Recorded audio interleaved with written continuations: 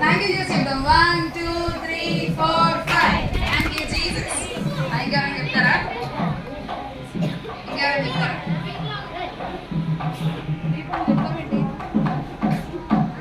ఇంకెవరైనా చెప్తారు మన సాక్ష్యం?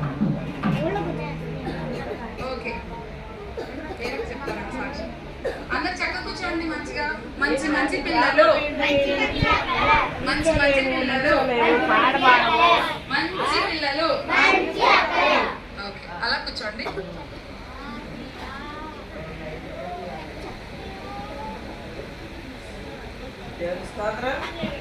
అందరు బాగున్నారా?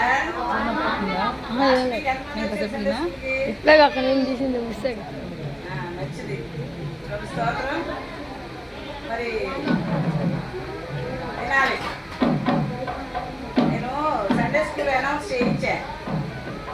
ఉదయకాలంలో పాస్టర్ గారి గురించి 9:30 చెప్పండి, 11ంటికి ఆరాధన కదా అని చెప్పి. టీచర్స్ ఎవరు రాదు నాకు తెలుసు, కానీ మరి ఆదివారం పురుషుడిదేనో ఆరాధన క్రమాన్ని మనం తప్పిపోకూడదు.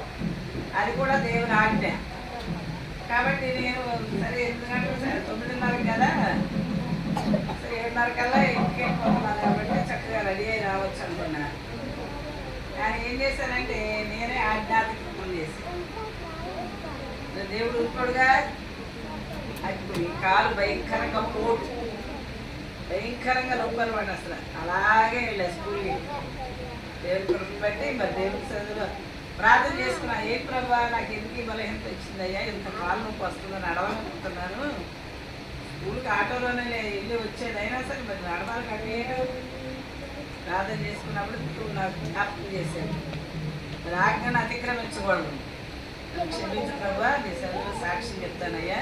మరి నా జీవితంలో నేను ఎప్పుడు కూడా ఆదివారం పరిశుద్ధ దినం సండే స్కూల్కి రాకుండా బెడ్ మీద ఉంటే తప్పితే దేవుని సన్నిధికి రాకుండా. ఎందుకంటే దేవుడు నాకు అప్పగించిన బాధ్యత. కాబట్టి దేవుడు మనకి ఏ మాట చెప్పాడో దాన్ని చేయాలి మన జీవితంలో. అప్పుడే మనకి ఆశీర్వాదం ఉంటుంది. దేవుడు మనకి సండే స్కూల్ ఏర్పాటు ఇచ్చాడు కాబట్టి ప్రతి ఆదివారం దేవుని సన్నిధికి రావాలి. ఆటలని, వాలీబాల్ అని, క్రికెట్ అని, గేమ్స్ అని, ఏదైనా యాక్టివిటీ వెళ్ళిపోతున్నారు మన పిల్లలు చాలా మంది. దయచేసి దేవుని ఆశీర్వాదం ఎవరు కోల్పోవద్దు. ప్రతి దినము ప్రతి పరిస్థితులను దేవుని సన్నిధిలో మనం ఉంచినప్పుడు దేవుడు మనల్ని ఆశీర్వదిస్తాడు. దేవుని స్తోత్రం. మరి రాత్రి ప్రార్థించుకున్నాను, దేవుని కృపను బట్టి దేవుడు నాకు స్వస్థం వచ్చాడు.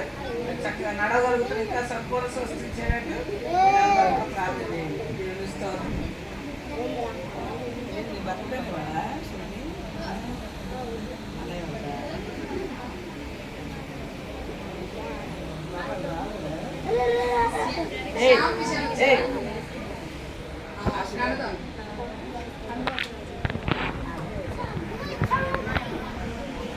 సరే, ఫస్ట్ ఎవరు చెప్తారు? ప్రణవాకే చెప్తారు. మనం మీరందరూ బయలు చూపించండి.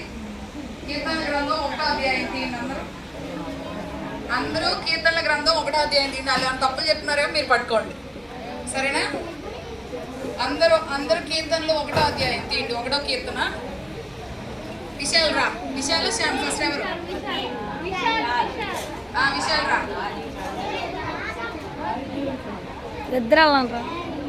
రా. సరే, నన్ను చూడండి.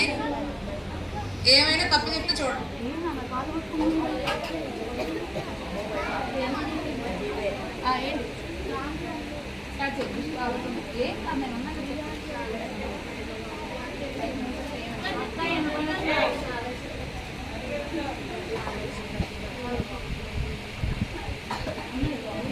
ఏ కొంచెం గట్టి చెప్పరా.